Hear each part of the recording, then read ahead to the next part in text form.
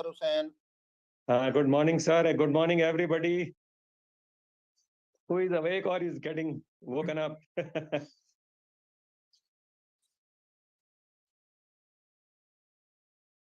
Okay, so good morning, everyone. Welcome to Good our morning, live everyone. session. Good morning. We are on 18th of May, 2024. Anybody who wants to join this meeting can join on a Zoom session. We are making it open for the Zoom session number is 818-8591-1572. Today we have a very special and a very beautiful speaker, Dr. B Vijayalashmi. She is joining in on the topic practical cardiology for practitioners. Dr. Vijaylakshmi, she has a very good track records. She's a professor emeritus and former HOD Pediatric Cardiology at Shri Jayadeva Institute of Cardiovascular Science and Research in India. She's a president Indian Academy of Cardiography. Echocardiography, sorry. Pioneer in pediatric cardiology and skilled interventionist.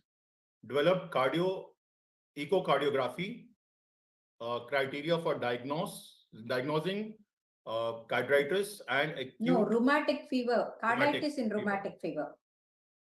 Okay. Awarded as the best presentation at PICS, Chicago, Boston, and World Congress of Echocardiography. She has an excellent academic record with 22 gold medals, 52 39 gold medals. Is that the change between yesterday and today? No, that is the old one you have taken from the net. Okay, maybe so 20 years old. 20 years old. Okay, okay. I thought this was overnight. No. Academic records with you said 39. Yeah. Okay, 39 gold medals, 52 publications, 105 research, and 32 international. I'm assuming these are also added. No, that also old. Yeah. Okay, these are also old. With 210 scientific lectures. Again, this is, I think, old. Old, yeah. So, author of Step by Step to Echo in CHD, and editor in monography of ARF and RHD. Ma'am, over to you. I think I'm assuming. No. There are two more books which are very popular. One is Comprehensive Approach to Congenital Heart, for which the book review is written by the Mayo Clinic doctor and published in the European Journal. And the other book is Imaging and Catheterization from Pediatrics to Geriatrics.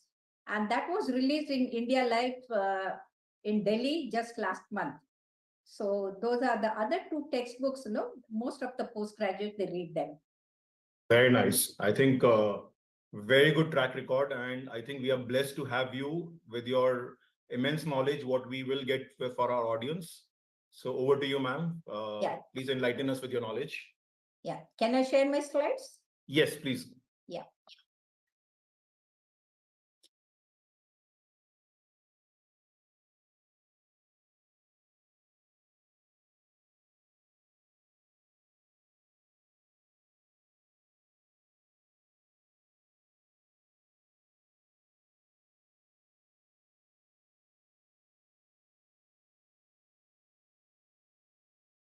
Good morning and good evening to everyone.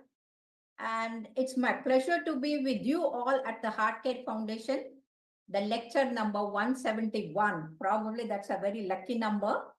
And I'm going to speak about the practical cardiology for practitioners. Why this is important is a family physician or a practitioner or anyone who is following other, expert in the other departments, they should know something about the heart. Because in every family, there will be someone or friends. And then if you don't diagnose or if you don't suspect in time and refer to the cardiologist, we may lose the life.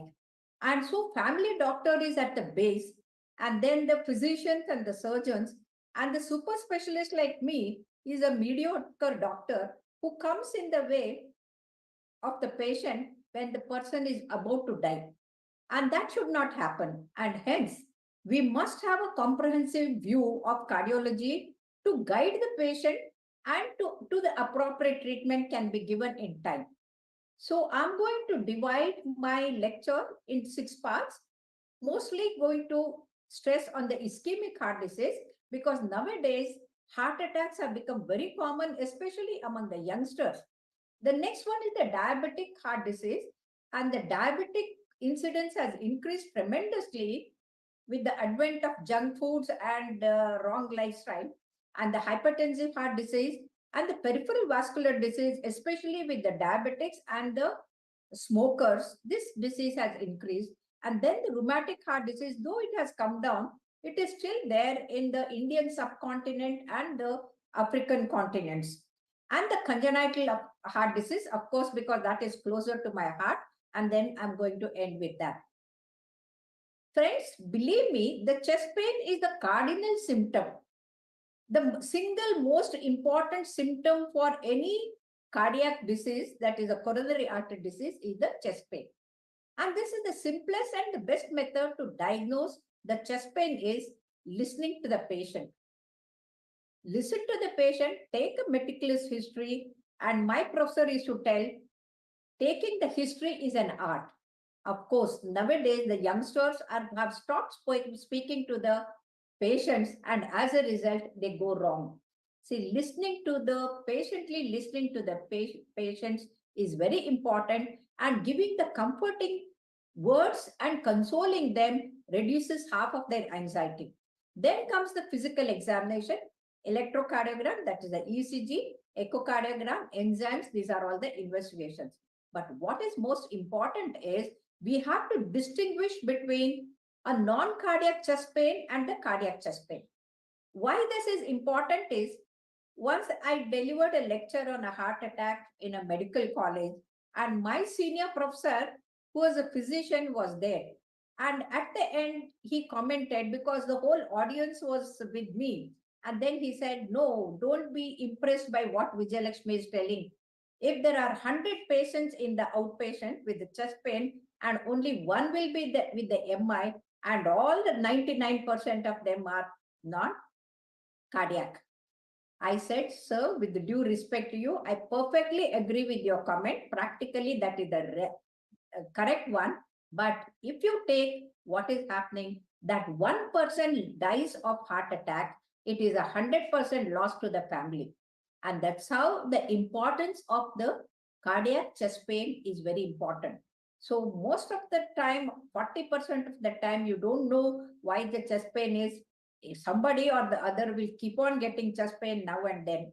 Then musculoskeletal is very high.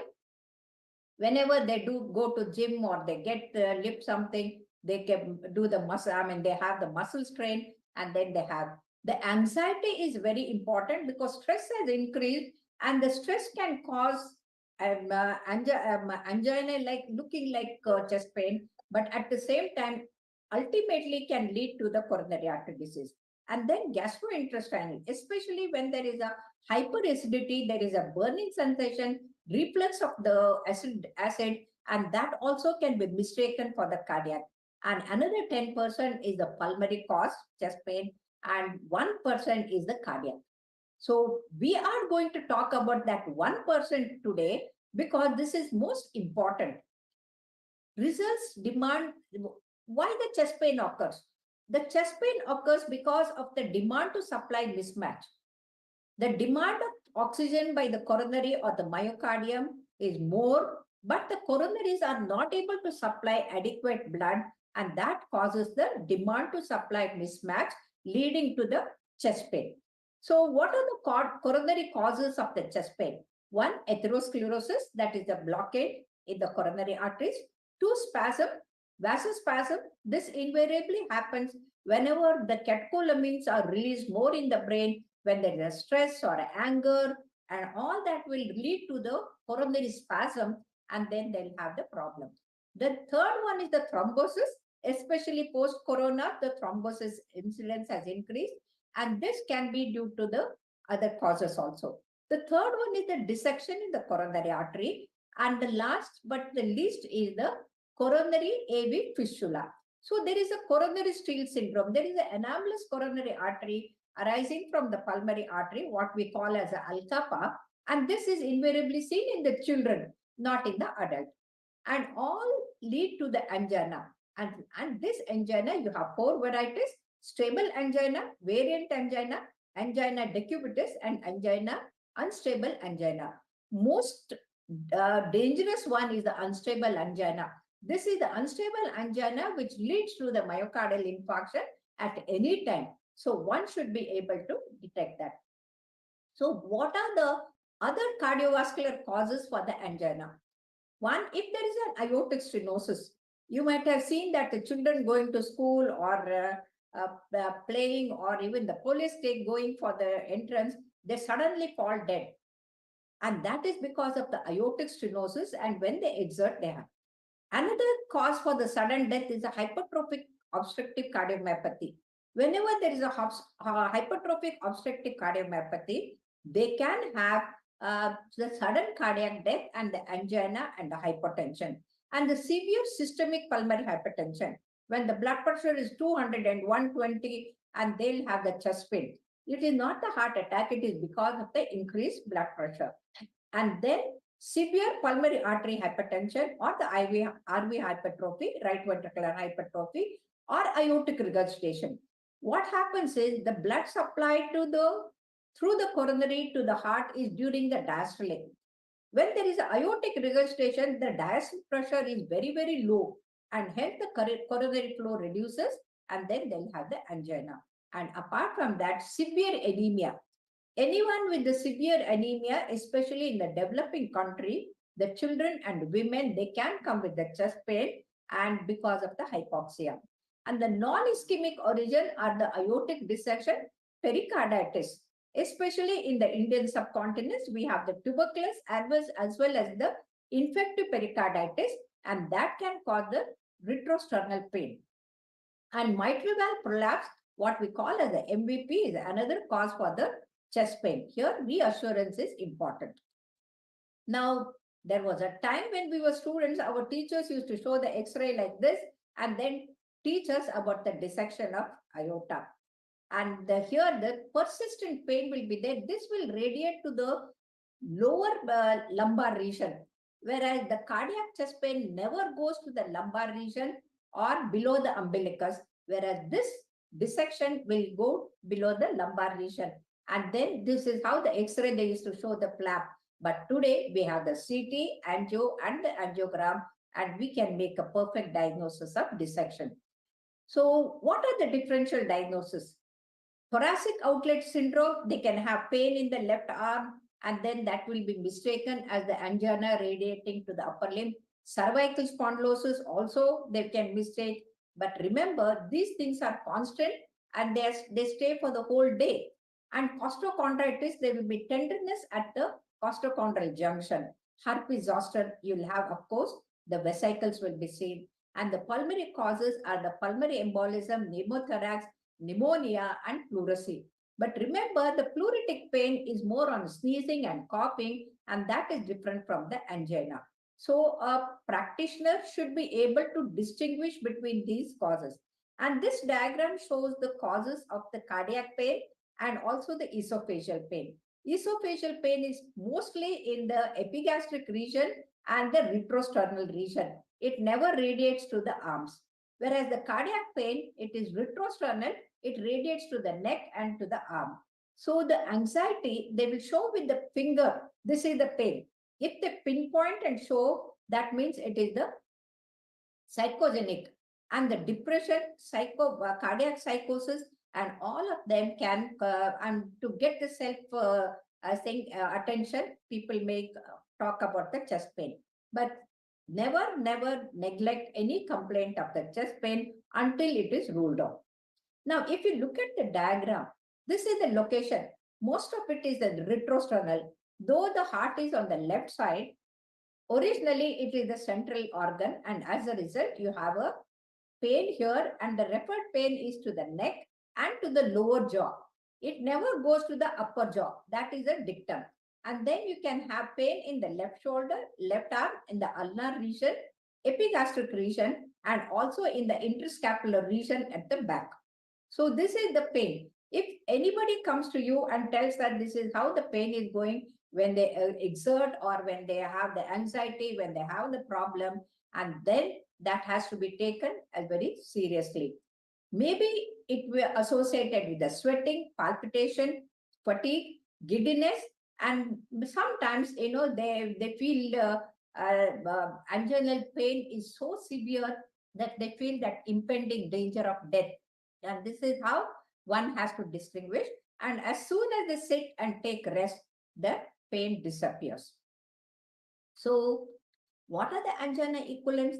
Described as the tightness, pressure, burning, heaviness, aching, strangling, choking, or compression. Because a person may not tell that, oh, doctor, I have the angina. What they come and tell you is there is a tightness in the chest. They have the choking sensation. They feel there is something is aching. There is a heaviness in the chest. So these are the expressions that the patient gives. So a practitioner should know that the moment they're telling something which lasts for just 2 to 3 minutes and disappears, or taking rest, that is the angina. Because anything that is more than 15 minutes is unlikely to be anginal pain, and then hence relieving after rest is a very important thing. Sometimes in the diabetic patients, the pain sensation is very less, so they may not tell that it is a chest pain. So these are called as angina equivalents. So these complaints almost, indicate that it is angina, and that is because of the when diabetes, and they have the reduced pain sensation. So they may complain about the breathlessness on exertion, easy fatigue that indicates a global ischemia because they have the left main disease, the belching, nausea, indigestion, dizziness, sweating, choking sensation. And you might have seen the American pictures, the pilot is flying the plane, and suddenly he gets a choking sensation and he starts burping, and then the plane crashes. So all that is no angina equivalent. The sites of secondary radiation are ulnar aspect of the arm, fora, lower jaw, teeth, neck, and both the shoulders, or in the interscapular region. So there is and you have to remember PQRST is the one. So what are the PQRST in the angina? P is always angina is provoked either by exertion or the stress or playing or mental strain or the anger. What activity brought about the preceding episode of chest pain? The history has to be taken. Q indicates the quality of pain. Invariably, it is crushing or stabbing or burning, heaviness, and a clinical clinician should take the history. Then R reads region or radiation, and that I have already explained. S means the severity, how severe it is. Rate of pain 1 to 10 on the scale, and being the least painful and the 10 being the most painful. T stands for timing. Describe the duration. If it lasts for 2 to 5 minutes, relieved after taking rest, that is the angina pectoris. So there was a time when Eindhoven used to dip his leg and then do a huge machine to take the ECG. But now the ECG can be taken and they can be sent on your mobile with the telemedicine. So a normal ECG does not rule out the coronary artery disease. Many people are in the habit of coming and telling doctors, ECG, take the ECG. The ECG is not a diagnostic to rule out the coronary artery blockage. And LV function on the echo also does not rule out.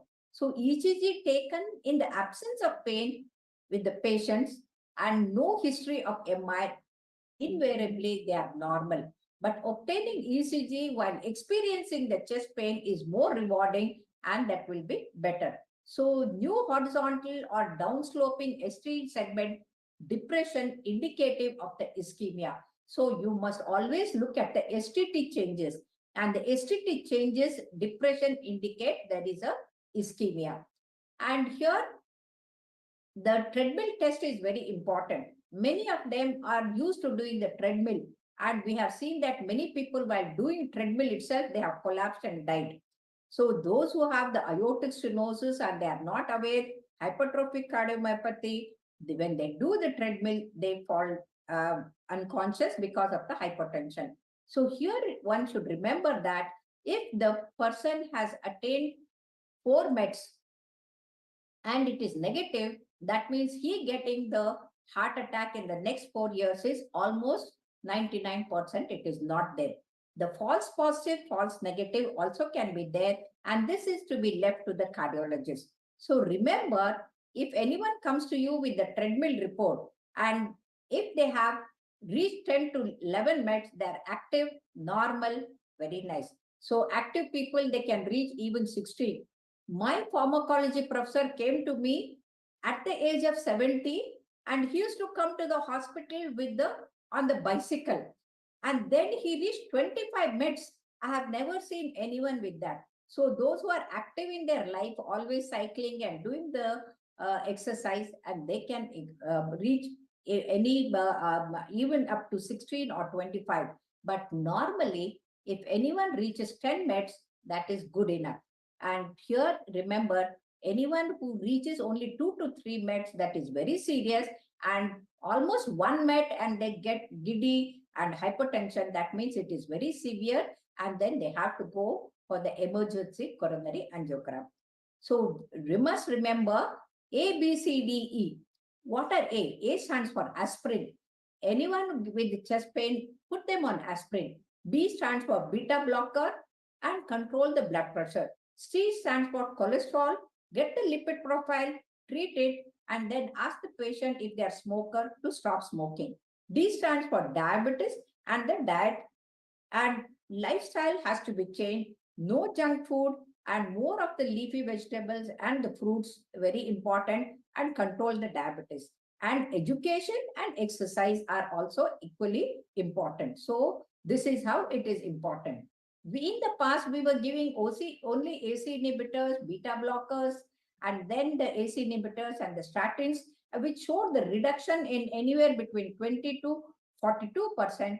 But today we have newer drugs. So aspirin is universally accepted, and then it is anywhere between 75 to 150 milligrams can be given to anyone who has got the coronary artery disease.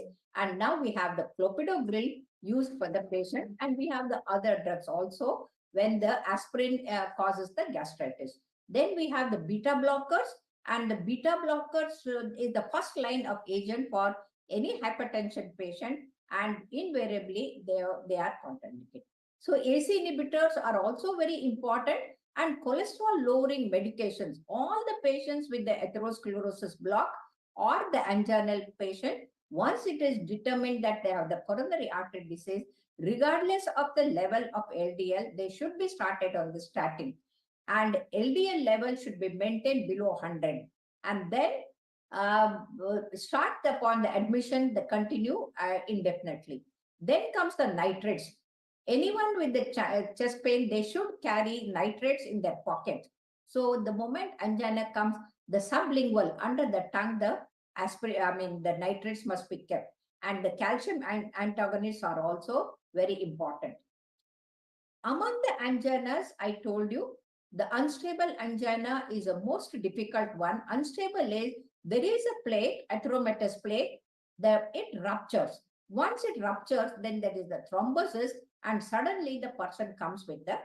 So here, the plaque disruption, acute thrombosis, and vasoconstriction on top of that, all will be added. And here nowadays, even if the coronaries are normal, we are giving importance to the calcium score. So the patient may come and ask you, and then you can get the CT angio and see that look at the calcium score. Anywhere between 11 to 100, it's a minimal coronary artery disease. Anywhere between 101 to 400 is a moderate. Beyond 4, it's a severe one. One has to be very careful. Why are we so much bothered about the heart attack? It is because it's a prime killer in the prime of the life.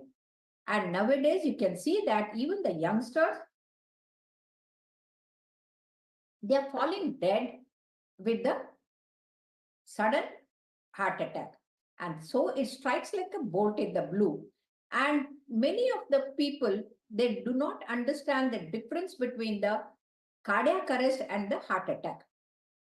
Practitioners should know that cardiac arrest is when there is arrhythmia, ventricular tachycardia, ventricular fibrillation, degenerating into agonal rhythm and death, and that is the cardiac arrest. That means the heart stops beating. And heart attack is the coronary artery is the first branch from the aorta. Whenever there is a block in that, and then the thrombosis occurs, you can see that the plaque rupture has occurred here, and because of the plaque rupture, the thrombosis. Whenever there is a leaking, the platelets go and get aggregated there to block the leakage. And with the platelets, the thrombosis occurs. And that's how we know the heart attack occurs. And 25% of the heart attacks nowadays are due to the tobacco and also the drugs like the cocaine. And that is very dangerous. Now, any person with the severe pain, excruciating pain with the heart attack is like a building on the fire. So as early as the firefighter comes, the damage is controlled. In the same way, if the person comes to the hospital within 1 hour, that is called as the golden hour. So clinical physician should remember, once they have the severe chest pain and the ECG shows the STT elevations and the heart attack is suspected, shift the person immediately to the cardiac center where they can give either the thrombolytic therapy or can do the primary angioplasty. So whichever the patient wishes. So here 15 lakhs thrombolytic therapy is given.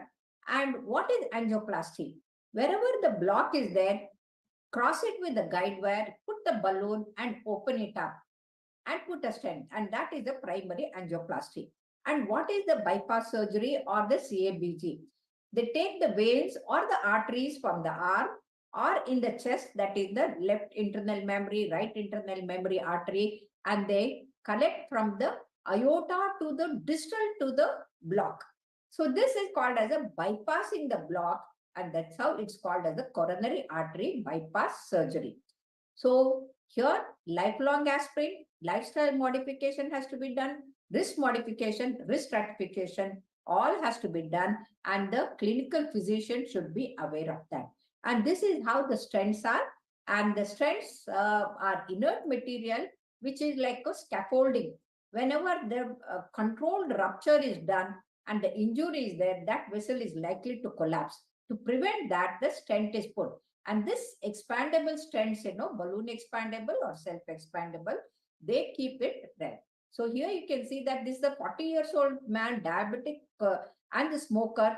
The whole of the coronary artery is blocked, and I have put almost a 54 millimeter stent, and this is how the coronary artery is reconstructed. This is another patient of mine, 45 years old person with the complete 100% block of the right coronary artery.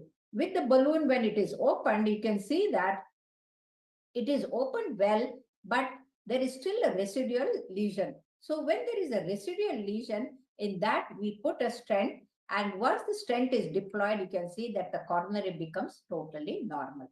So this is like a repairing the road.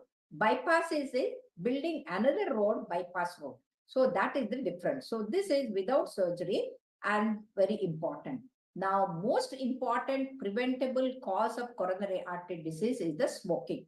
Unfortunately, today, women also have started smoking, and that is very bad. So God had given them the hormonal protection until the menopause so that they don't die of heart attack and the children don't become orphans. But unfortunately, that they are neutralizing by the bad thing, like almost like competing with the men in smoking and drinking, and that is really bad. Smoking is associated with both aspects of atherosclerosis. One, it promotes development of the lesion, thus creating sites of unsuspected blockage, and it also promotes occurrence of the triggering of the blockage. So as a result, this is very important. The next important is the lipid profile or the cholesterol level. So the good cholesterol is the HDL cholesterol, which should be above 50-60 gram. If it is less than 30, 35, 40, that means they are prone for the heart attack. If they are active, not smoking, their HDL cholesterol will be high. And the bad cholesterol is the one which gets deposited like this in the coronary artery. And the LDL cholesterol should be less than 100. If it is anywhere between 130 to 190, it is bad. triglyceride should be below 150. And if it is more than 200 or 400, it is very high. And they have to be on both the diet as well as the drugs. And this is how the normal coronary arteries, and they get coronary, the atherosclerosis plaque because of the bad cholesterol. And nowadays, this bad cholesterol comes from the animal lard as well as the eggs, and also the trans fats, that is from the bakery items and the junk food. So one should remember to keep away from the coronary artery disease, laughing and smiling, and patient meditation is very important. Laughter is the best tranquilizer, which has no side effects, whereas you take 72 muscles to frown, only 14 muscles to smile. So keep smiling and keep away from the chest pain. Unfortunately, people have started frowning and they get stressed. The stress is the three types are there. One is the eustress. You have a target, like I have to speak at 9:30, I prepare, and that is the eustress. The stress is you are not done the good work, and then you start worrying what will happen. Oh, whether the target can be reached or not. Distress is not in your hand. It is an unimaginable problem is there. Just leave it to God, and that is the way to handle. So never be the type A personality. And now it is known that type A personalities who are aggressive, who want the achievers, who want to do everything at the cost of the others, they get a heart attack. So don't become the stress junkies. Advise your patients to have the adequate sleep. Now it has been shown that anyone who sleeps less than 3 hours every day and whole night they do the video game playing or partying, they have the tendency to get heart attack more. And another thing is anyone who is having what to say, that afternoon slight nap or the dosing, their heart attack comes down by 65%. So don't become the stress junkies. Advise them the shavasana. Why stress is important is where a person, when he is stressed, his genes get changed. The telomere length comes down and they get the premature senility.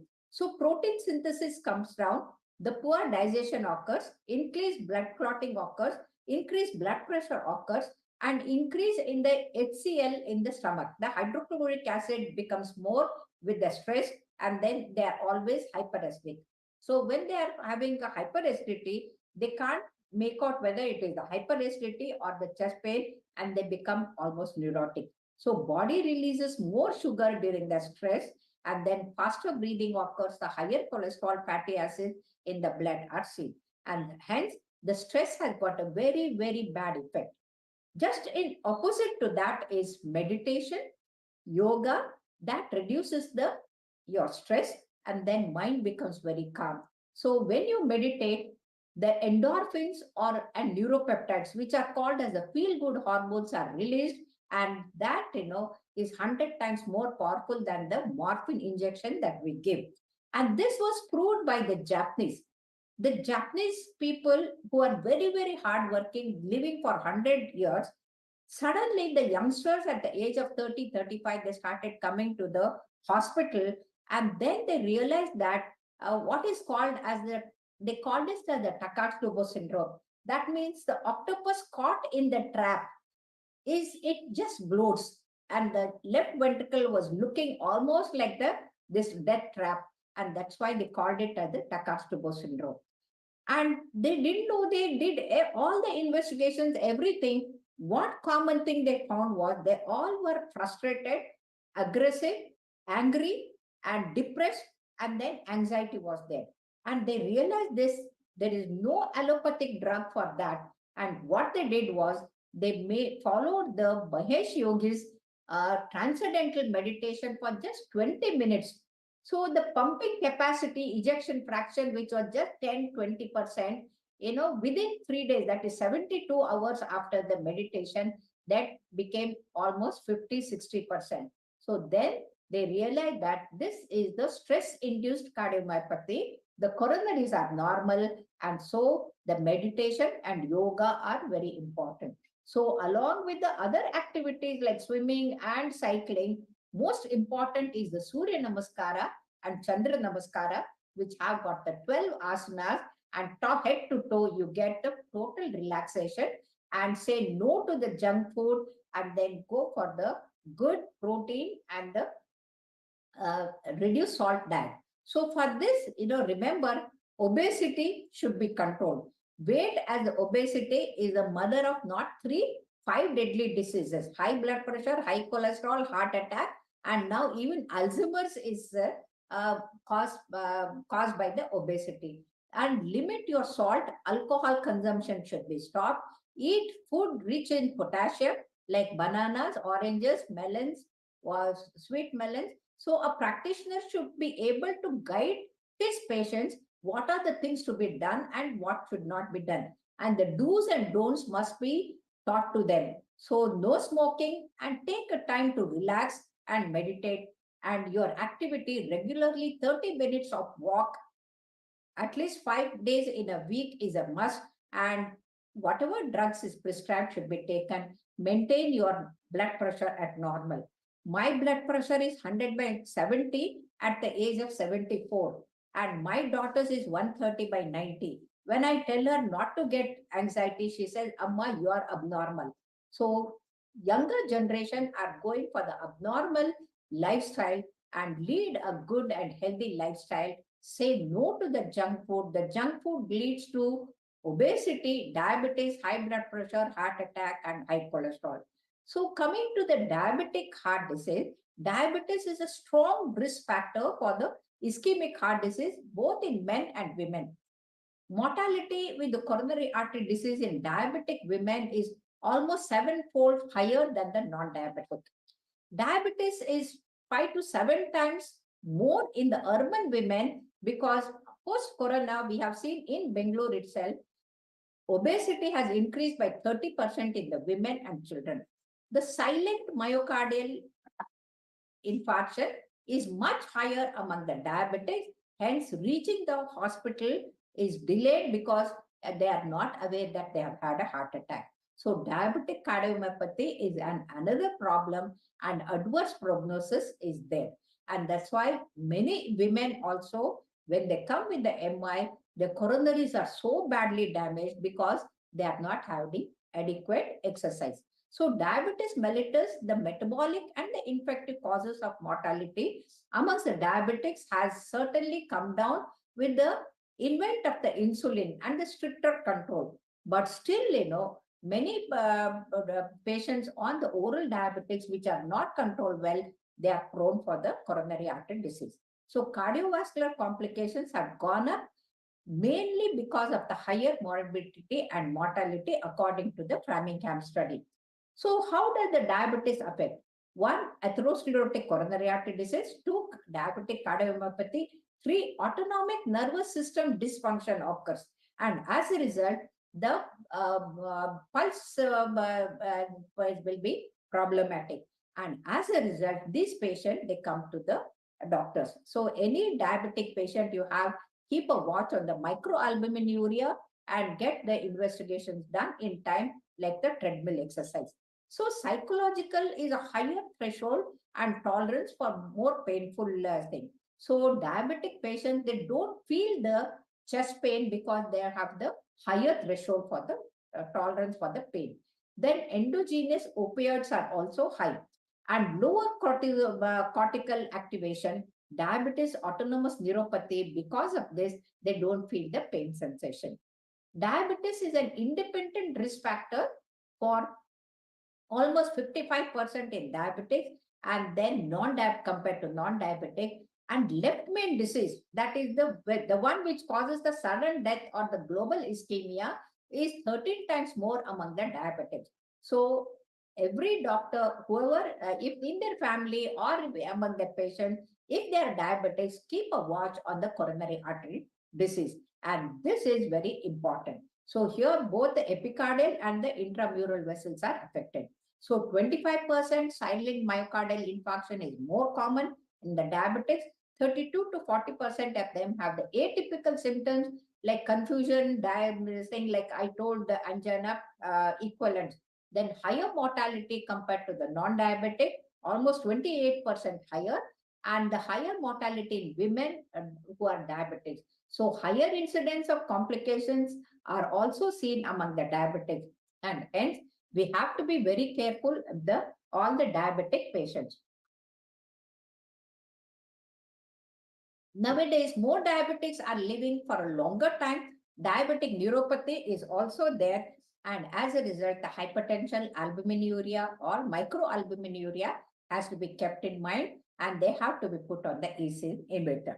So hypertension with diabetes, they reduce the hypertensive drugs, they reduce the hyperglycemic reaction to stress, and hence diabetics on beta blockers may not experience the typical features of the hypoglycemia, and they come very late. So you must be very careful what drugs you are putting in the diabetics, and avoid beta blockers and diuretics among the diabetics.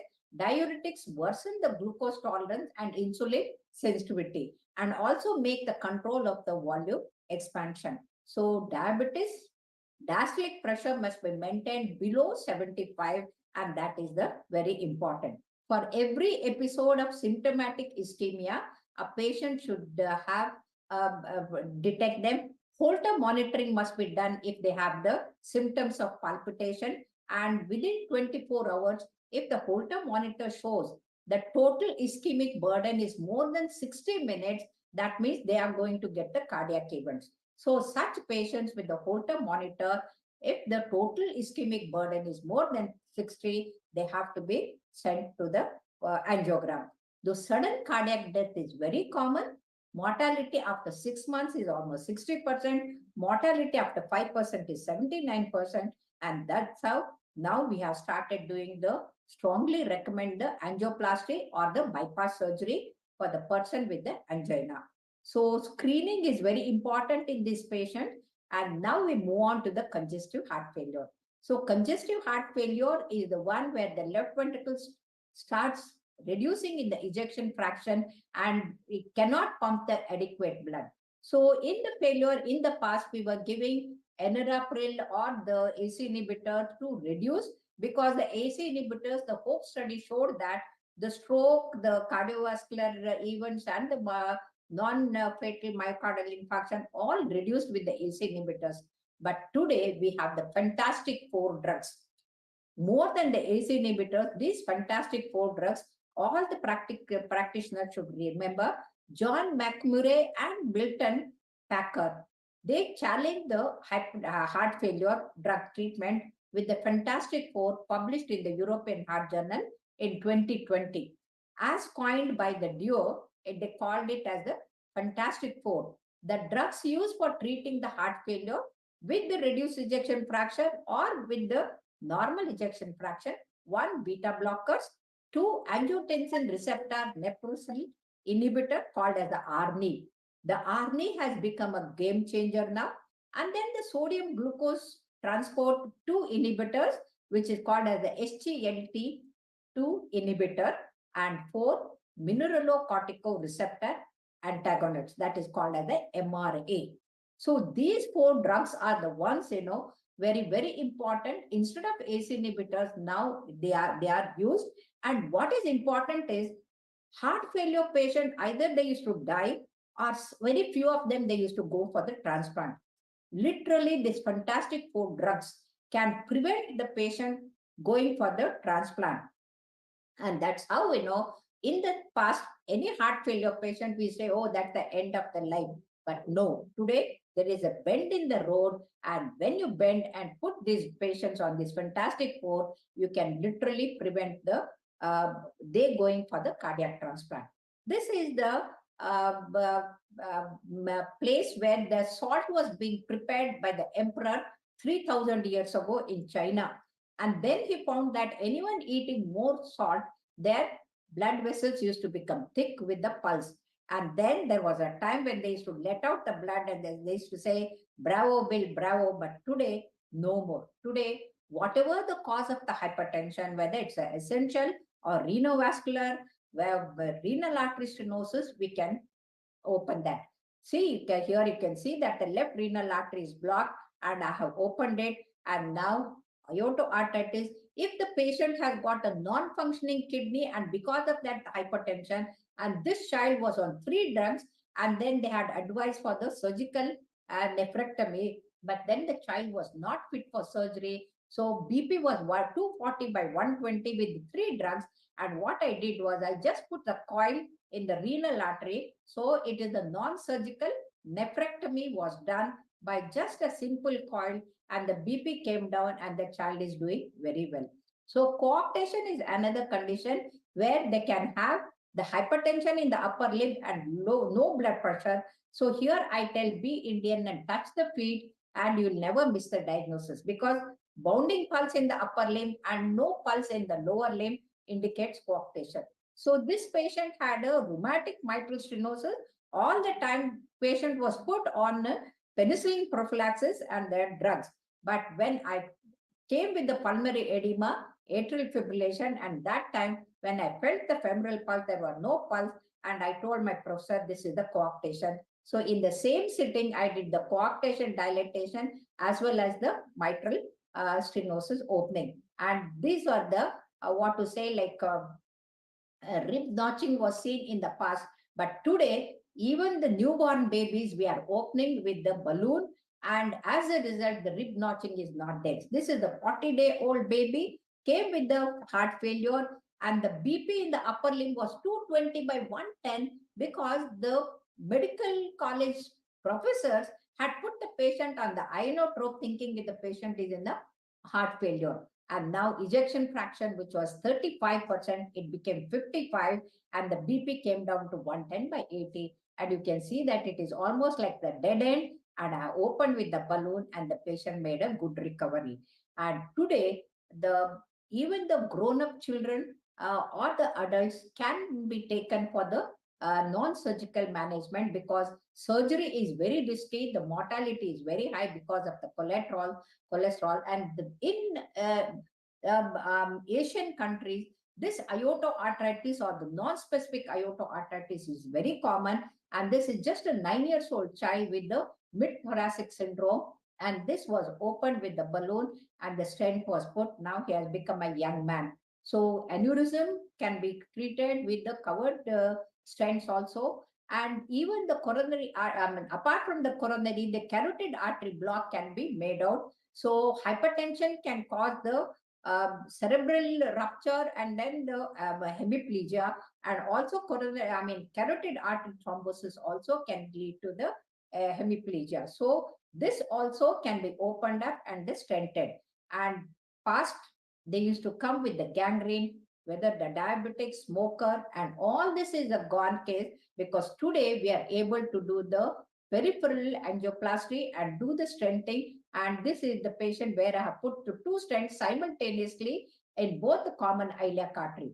He could walk only about 20-30 steps and he made a complete recovery. So this is how the treatment is there. Moving on to the rheumatic fever, which is my field, that we used to tell that rheumatic fever licks the joint and bites the heart. But today, we don't have to go for that. I have given the criteria for the diagnosis, and none of our patients go for the heart failure like this, because they are diagnosed in time and treated. So here you can see that there is a severe mitral stenosis, and as a result, the left ventricle is so small, right ventricle and right atria are big, and then this patient underwent the balloon valvuloplasty. But today we have the transvasive esophageal echocardiography, and we can see that when there is a mitral stenosis, invariably they'll have the thrombosis in the left atrial appendage, and that left atrial appendage thrombosis can be seen on the transesophageal echocardiography very well. So the precise and early diagnosis of acute rheumatic fever, if you put the patient on penicillin prophylaxis, nearly 35 to 40% of them, they revert back to the normal. And hence, it is very important to make the diagnosis. In the past, a pregnant woman with the mitral stenosis used to die during the delivery with the pulmonary edema. No more. So emergency balloon dilatation is done, and she delivered the same evening, and next day she's sweating, but she's alive. So now we can cover the abdomen, and hence any patient with the mid-diastolic murmur Even the juvenile mitral stenosis, please see that they are sent in time to the cardiologist and they can be treated. So I had presented this juvenile mitral stenosis, calling it as the malignant mitral stenosis in the TCT, Washington, DC. And then, people appreciated a lot. So here you can see that when you compare with the adult mitral stenosis, the juvenile mitral stenosis, they do very badly. But still, today we have the balloon dilatation. So moving still further, coming to the fetal echo, now folic acid, B12, niacin can prevent the congenital heart disease. With the heat stroke, the heat wave going on everywhere, it has been just the other day, I had the discussion on the heat wave and the sunstroke. And whenever the body temperature of a pregnant woman increases, and then the spina bifida as well as the congenital heart diseases are more, because the heat acts as a teratogenic. It has a teratogenic effect. And now we have the fetal echocardiography can make the diagnosis in time. If there is an AV canal defect like this on the echo, we can get the karyotyping blood and we can see where the genes is and tell the parents, if you get the child, it will be Down syndrome like this. Would you like to have or not? Even if the heart is operated, the brain will not be normal.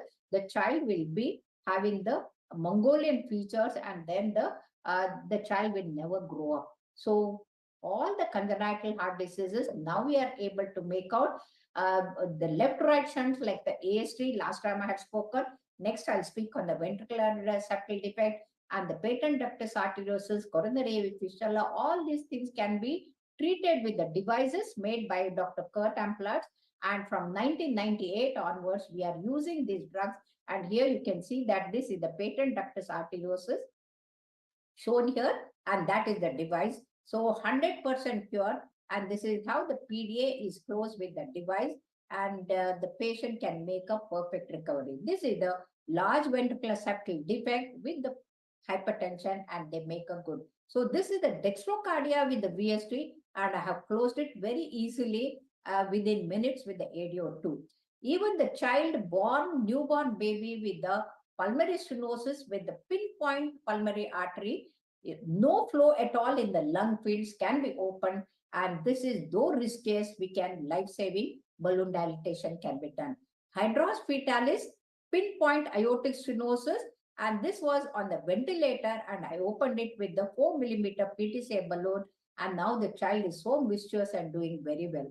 So this lady, pregnant lady, came with a severe aortic stenosis, 178 gradient, and achondroplasia, and they were not able to do the normal delivery. To do the cesarean, the anesthetists were not ready. I did the balloon dilatation in the morning, and next day they did the cesarean section. So this is how the interventions are there, and the general practitioner should know that today the technology has advanced so much. With the just small 2 millimeter or 1 millimeter puncture nick in the groin, everything can be corrected in the heart. And that's how almost it has become like a magic. So important thing is we should know that once they go for Eisenmenger syndrome, nothing can be done. So in the past, people were blaming, the parents used to blame the doctors used to blame the parents not coming in time. But today we have to work together, the parents, the people, and the pediatricians and the clinicians, all of us, we should start working together. We must learn from each other. And that's how the today's 171st lecture, I'm sure it will be an eye-opener to keep our mind open. And as a family physician, you must tell the patients that they are the captain of their ship, and they have to see the tip of the iceberg and keep the ship safe. And practitioners can prevent the disaster. This is the Chinese saying, the superior doctors prevent the disease. Mediocre doctors treat the disease before it is evident. And inferior doctors like me treat when it is a full-blown disease. So today's lecture is for preventing the disease so that you detect in time and send them in time to the cardiologist so that they are treated adequately. So friends, to conclude, the best physician is the one who is able to distinguish between the possible and the impossible. And I'm sure all over the world, all the physicians who are the best people to save their lives and to give a better quality of life to the patients are capable of distinguishing between the possible and the impossible. Anything is possible. The sky is the limit. And thank you very much for your kind and the patient hearing.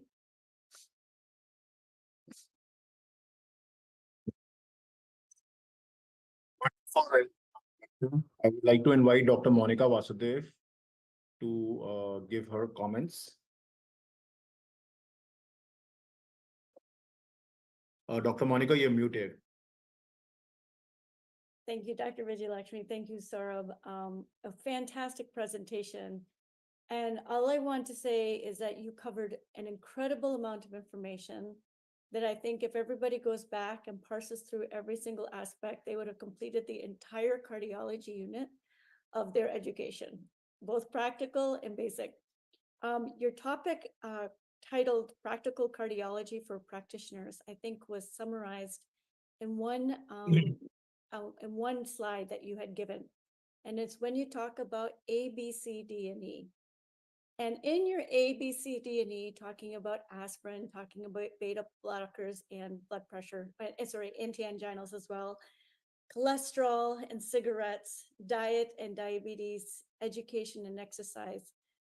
I'm trying to figure out how to put the M for mindfulness into this mnemonic for you.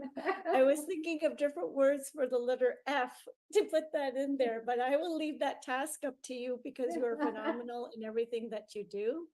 And I love the fact that you talked about bringing mindfulness back into things. And I think being practical and pragmatic is also important, both on the perspective of the practitioner and how we approach, but also for our patients, that they should be practical with life and not go into the extremes of trying new fads and new things, because I think it all comes back to what did you have in your home growing up? What was the good food?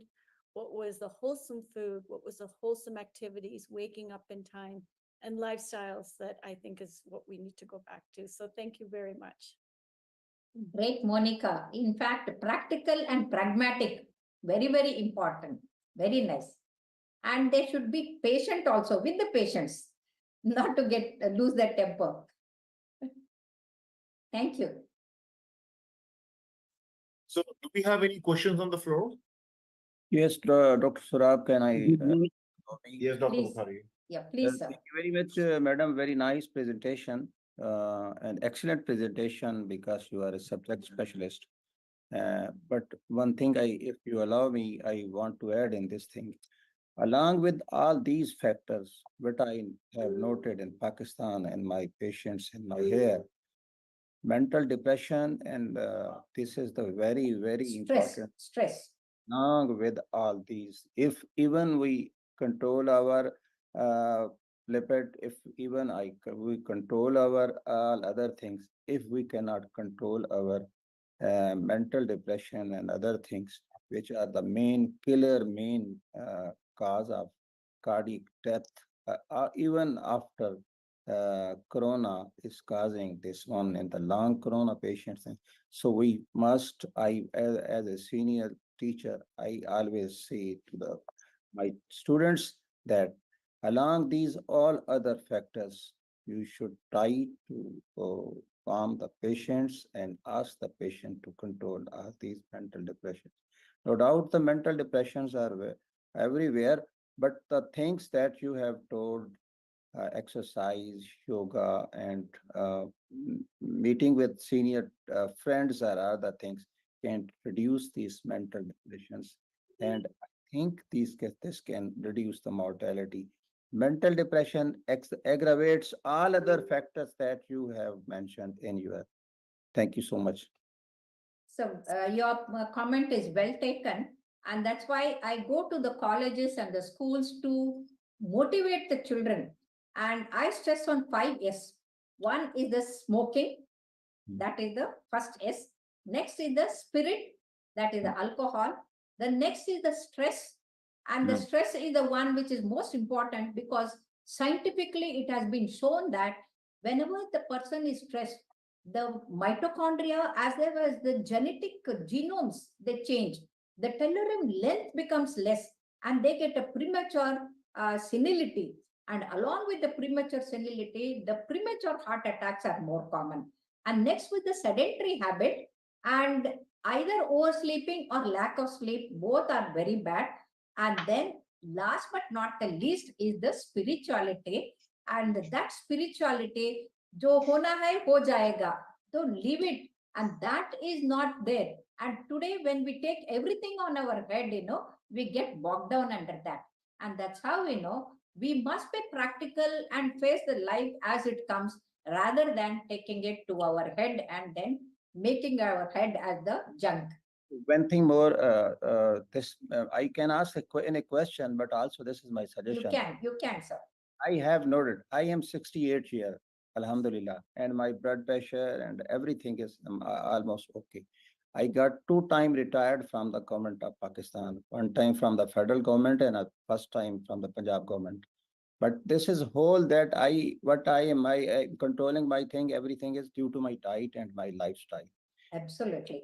But ask what question, in a question, do you agree with me that if the people take dinner late, they are the more prone to get the heart attack? In fact, I will tell the other way around. Those who take the dinner earlier, they have a healthy life. That is because they will have the other end. I'm going, you are asking the. My suggestion was that if we remove if we remove the dinner from our life, and if we take the to breakfast and our next lunch or something in 12 hour or 14 hour. No, sir, you don't have to remove the dinner. Take the dinner earlier. So that you have a 12 hours gap between the dinner and the morning. Thank you and so then, much. before going to sleep, if you take a glass of milk and a banana, you'll neither have the acidity nor have the hypoglycemia nor the sleeplessness. In fact, you'll have the very good sleep because both banana and milk, they are the best antacids. And then the banana is an antidepressant and that gives a very good sleep. And it is a laxative. It doesn't got the constipation. Yeah. Virak, please. Virak can ask the question.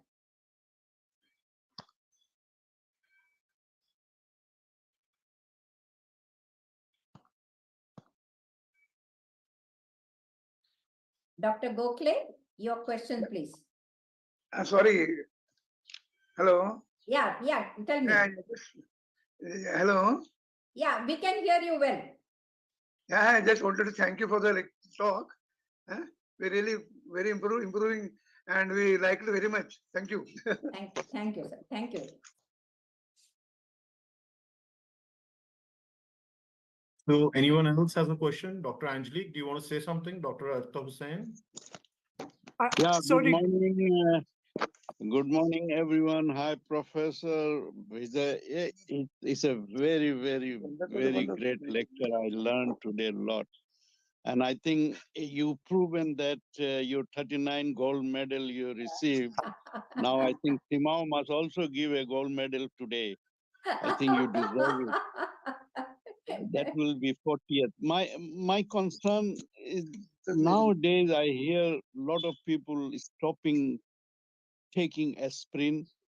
They say my doctor or some journal or UK is saying there no need to take aspirin, and somebody is taking once a week, somebody is taking alternate day.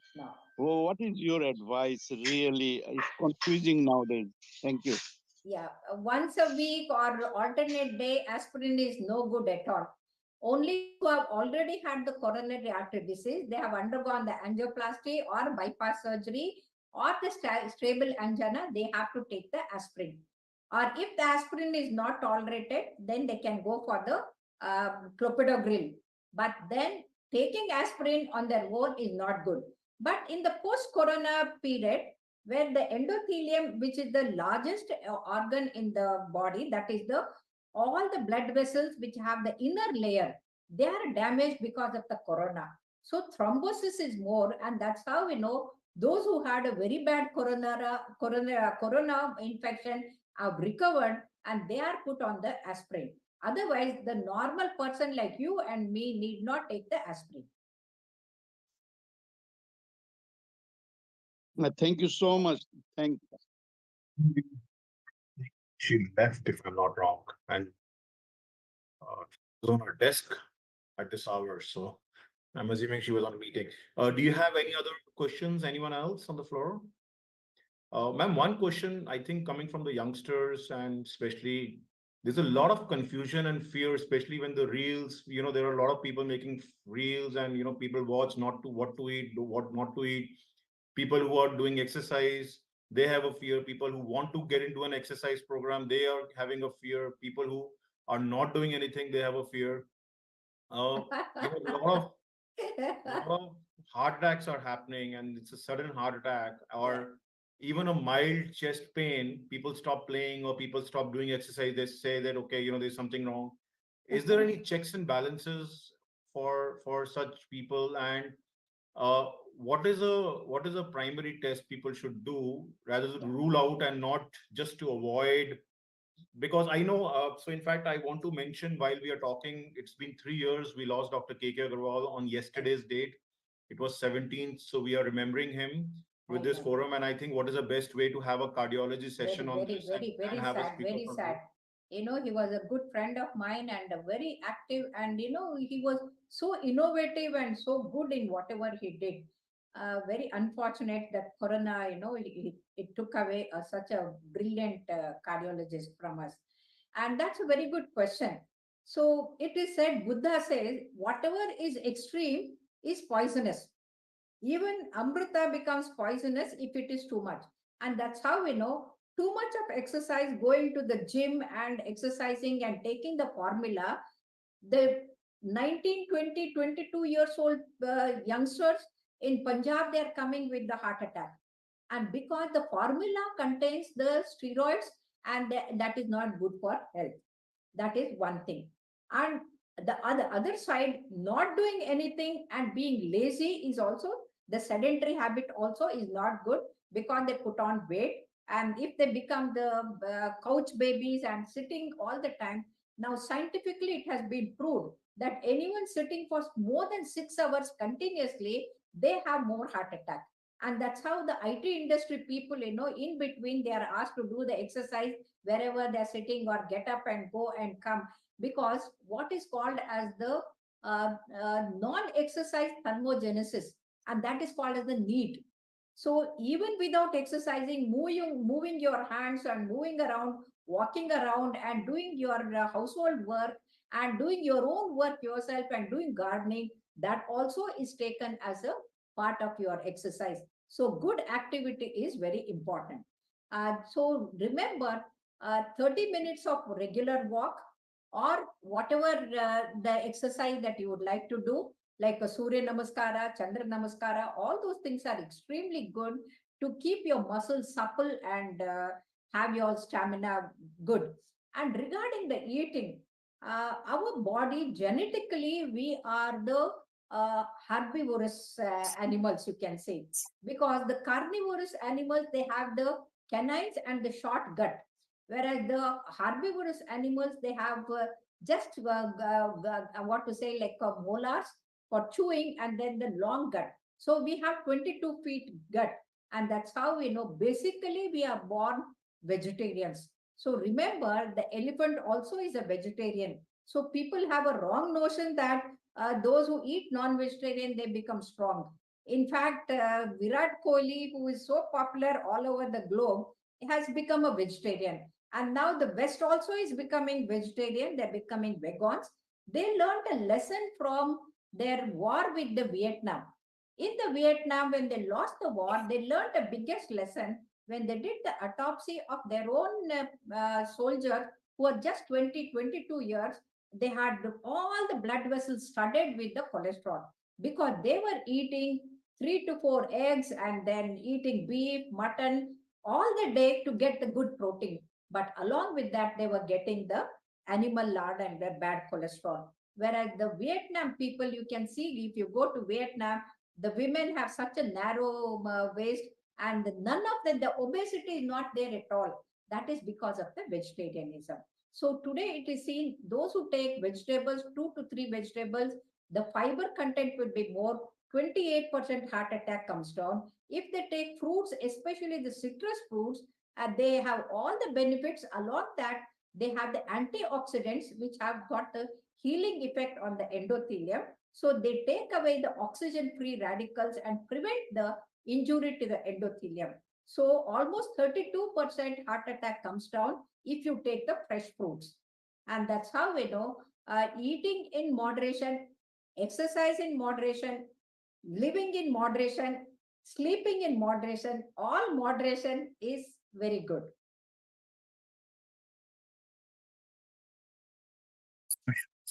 Like, especially when you are in this forum, they ask you to take an artificial form of proteins, Not which good. That's not not good. good. Not good. So a lot of people end up even non-artificial way because they say there's a very less number of protein in your body, and they eat like 10 eggs or something like that, form of. But what I also came to know is- Saurabh, I would like to intervene here. Our body requires 100 milligrams of cholesterol, and that 100 milligram cholesterol is generated by our own liver. If you take egg, one egg contains 250 milligrams of cholesterol. So nobody is going to throw the yellow part and eat only the white part because they have paid the money. So it's a yellow part which contains the cholesterol. So if you go on taking 4 to 8 eggs, so 250 milligrams into 8 times, you can see you are stuffing your body with the more than 1000 milligrams of cholesterol and ending up with the problem. So this sort of extreme, non-scientific and unhealthy way of practicing diet can lead to the problems.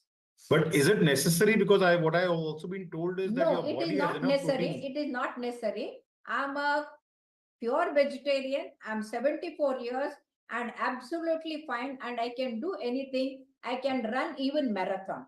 So it is not necessary. I told you Virat Kohli's example, no? So there are lots of people, and I told you elephant is also vegetarian. Elephant.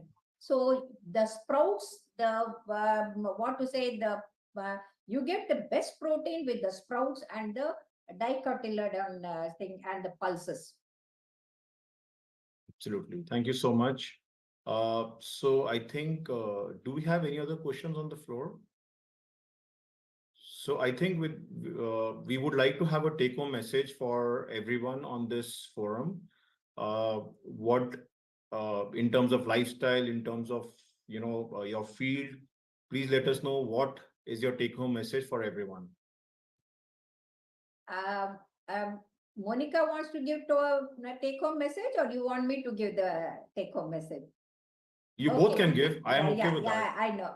Okay, Monica, I'll finish it. So my take-home message is just be happy and smiling. Don't take anything to your head and don't become aggressive and in a fighting mode. That is the first thing. The second thing is, eat less, work more. The third thing is do regular exercises, keep your body weight in control. And the third one is sleep well, and then don't oversleep and don't have the sleeplessness also. And the fifth one is just leave everything to God and do your work best. And that's the way to be healthy, happy, and prosperous. Thank you. Over to you, Monica. You said it amazingly well. And I think what I just want to say is for women, we take care of a lot, and we have to be very aware of the physiological changes that we go through. And we need to respect that we need to follow a very practical way of living to make sure we stay healthy. Very well said, Monica. In fact, mother or a woman is like, pillar of the family. And she should know what food to be given, served to the family. We call them as Annapurneshwari. And then the healthy habits are taught by the mothers. And they should be healthy before they teach the their children. And that's how the women should take care of their health and not to go for the Western style of smoking, drinking, and partying and drugs. They all will destroy the life. Just recently started, a kind of a lifestyle modulation and change in my body where I have started, obviously, a lot of people say, and we don't follow that because of the lifestyle, but I started having dinners before 7. Right. And the reason is that, today I have understood the reason. The body, the more late you eat, the body is still digesting while you are sleeping. Your body organs are still functional.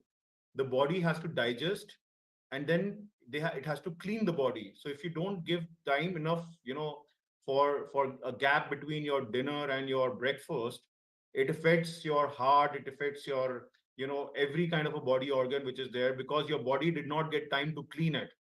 So in the morning, what I've done is, instead of having a breakfast right when I wake up, I start having a water or some kind of a, some kind of a juice or something which is like a non, uh, uh, like a, a like a water, like a coconut water or something, and it gives time to clean the body, and then I have a breakfast after 2 hours or something. So it really Yeah, helped. Saurabh, whatever you are telling is not a new thing. This is what Absolutely. we practiced in the past. From the childhood, as soon as we got up, we used to have a glass of water with the lemon and honey. And that is the best in the morning. And why you have to eat early is you have to give a long gap for the digestive system as well as the body cells to recover and regenerate and recoup themselves. And the water, according to Atharva Veda, is called as the Jiva Jala, or it is the best balm that can heal the body cells. So our bloods to circulate well, the water content is very important. So drinking water adequately is also as important as what you eat. So fasting, the Nobel Prize was won by the Japanese person, but that is known to us for thousands of years as Upavasa. So upavasa is nothing but the best way of living. So as a result, taking the fruit juice and not the canned juice or the aerated drinks or Yeah, the sugar. sugary syrups, they are all very bad to the children as well as the youngsters. Absolutely. And also you should just consume food which is perishable after a few hours or a day, and not stored for months and months, which is having a, Okay, maybe next time I can talk about ahara, arogya, adhyatma. perfect. So So I how think to with live this note, healthy. we are inviting you for another session on AHAR and lifestyle Arogya modifications yeah, and food sure, habits. sure. So I think we will contact you for that. That session should happen very soon. With this note, we would like to close the session, and thank you so much for the wonderful and insightful knowledge which you have given and shared with us. And we will let you know if we have any further questions coming on the forum. So thank you so much, ma'am. And it was Thank you very, so very much. nice. Thank you, Saurabh. Thank you, Monica. And thank you, everyone. Thank you. Have a Thank you, great everyone. day. Good night. Thank you again. Take care. Thank you. Thank you.